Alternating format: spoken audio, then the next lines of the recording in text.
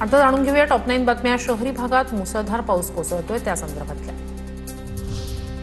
मुंबई ठाण्यासह उपनगरात पावसाची संततधार. अनेक ठिकाणी रस्ते जलमय. मुंबईत 204.6 मिलीमीटर पावसाची नोंद. आणखी 4 दिवस मुंबईत मुसळधार पावसाचा इशारा. मुंबईसह ठाण्यात झाडांची पडझड सुरूच. चर्चगेट रेल्वे स्थानक, अंधेरीच्या मरोळ मिलिटरी परिसरात झाड कोसळून वाहनांचं नुकसान, तर मीरा भाईंदरमध्ये धावत्या दुचाकीवर झाड कोसळून तरुण गंभीर जखमी.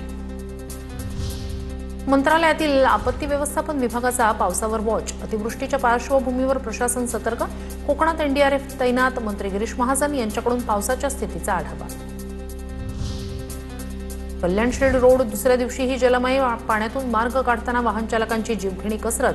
एकीकडे महामार्ग तर दुसरीकडे डोंबिवली MIDC मधून जाणारा सर्व्हिस रोड सुद्धा जलमय. वाहन चालकांना मोठा फटका.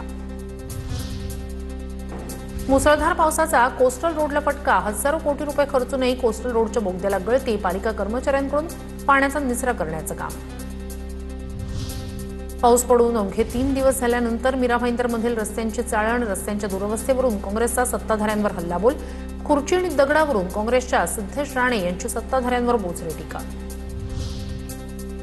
ठाणे बेलापूर मार्गावरील वाहतूक संथ गतीनं सुरू. महामार्गावर 2 ते 3 किलोमीटरपर्यंतच्या लांबच लांब रांगा. विरार पश्चिमेचा विवा कॉलेजचा रस्ता पाण्याखाली. रस्त्यावर गुडघाभर पाणी. पाण्यातून मार्ग काढताना वाहनधारकांचे आणि नागरिकांचे हाल.